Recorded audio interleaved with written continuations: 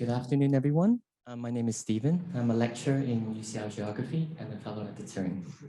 So today I'll be talking about a project I did last year for the data study group, which was organized by the Turing and the Leeds LiDAR Institute for Data Analysis, called Leveraging LiDAR and Street View Data for Road Feature Detection with OSNI.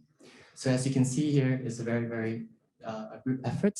And I'm a PI of the project, as well as Griff, he's also here.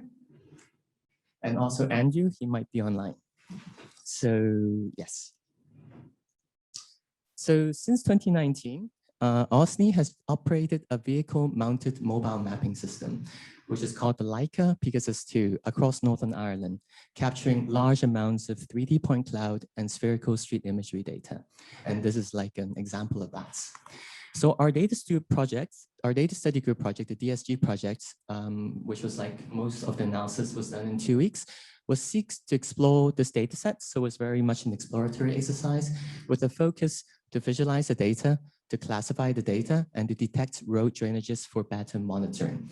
So on the left here is just how the data look like. And that vehicle that you see in the front is basically the vehicle OSNI used to gather this data set. And the top is a spherical image, and on the bottom is a LiDAR data.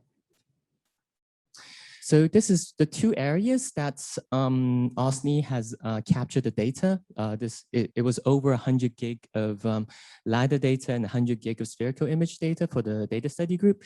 And it is very near the area of the Giant Causeway. And as you can see, is a very large area of both urban and rural contexts. So specifically for the spherical image data sets, this is how it looks like. And the objects we want to detect is actually those really small red circles that you see in the front. And before the data study group started, OSNI has the team has kindly did some ground truthing where they labeled the drainages, about 1,000 of them, across 20,000 images. So it was like a small object problem and a low data problem.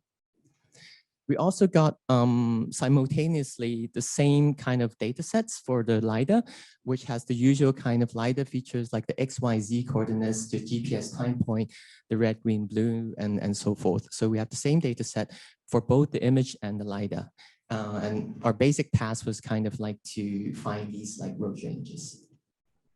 So the first thing we encountered in the data study group was how do we visualize LiDAR data? So in the beginning, we tried like using Matplotlib. Weren't so successful, it was very slow and it's not dynamic. And then we found like actually in the, like if anybody interested, the data study group report is on the bottom, where we actually looked at different kind of visualization software, both open source and not. And some of the, I'll just talk about a couple here. So QGIS was quite nice to be able to visualize the LiDAR data. And there's also like Open3D, and as well as this software developed by Streetscape.gl, which was developed by Uber, which I think they use a lot for the autonomous vehicles kind of LiDAR kind of visualization. So in the beginning parts, we have participants kind of looking at different visualization software for this kind of large scale LiDAR data.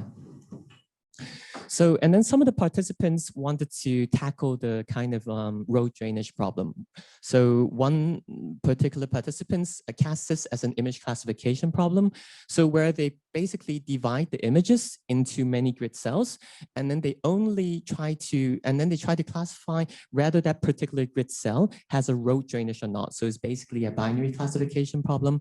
And then we did something where we try to like reduce the grid cells, because the part in the bottom is mostly of the car and the part of the top is mostly of the clouds. So we discarded this kind of imagelets, and we run a very typical CNN model called VGG16 on it, and we did get pretty good results in terms of accuracy, like 97%. However, when you look at the confusion matrix, it wasn't as good, mainly because the data was highly imbalanced.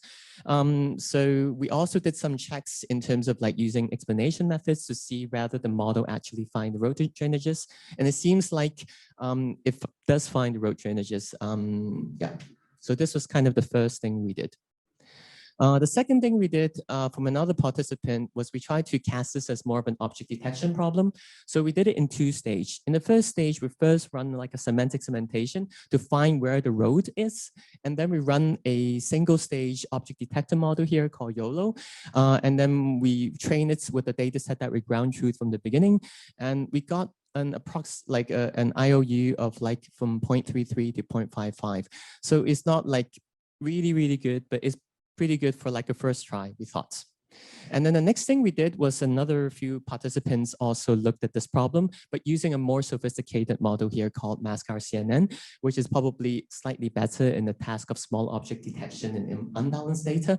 And the participants spent a lot of time into creating the data sets, and also Andrew specifically spent a lot of time on fixing the code of this model, and the results were significantly better. So the MIOU was 0.81, and on the left is some examples of what MIOU looks like for 0.88 or 0.83.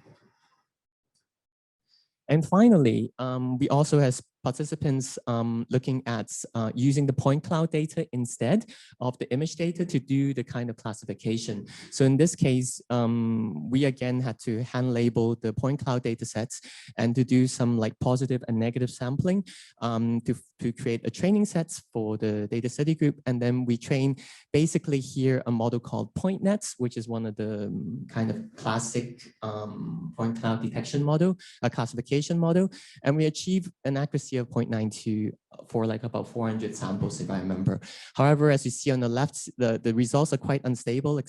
Like the bottom right one is the accuracy curve on the test sets, but it does hover around 0.9, 0.8, so it's pretty good. And the confusion matrix looks pretty good because it was more balanced in this case because we did the negative sampling. So in general, we have conducted early analysis to visualize, classify, detect road drainages using this unique 2D spherical image and 3D point cloud data sets from OSNI for the data study group. And the reports, the beautiful report is online here. There's a lot of like jargon that I use, which has a glossary that's here amazingly made, which is amazing, I think. So if you are interested in the report or if any of the words or jargon that I use here might be confusing, please take a look at the reports. For future research, we hope to explore the linkages between the point cloud data and spherical image data, because, for example, we have this as currently as like a single stream of data to do this classification task. The question is, can we actually use both together? And we couldn't actually do this for the limited time that we had. And the second thing that I think we can like take advantage of in the future of this like similar research would be taking advantage of the spatial and temporal aspects of the data, because the images were captured in sequences. So, and then they were probably of similar locations. So can we actually use the temporal aspects of the image data, the LiDAR data, to make a better prediction model? So lastly, we believe there are many opportunities of using the data sets in not only to help government authorities to better monitor road infrastructure, but with opportunities for urban and transport planning, digital humanities, and tourism.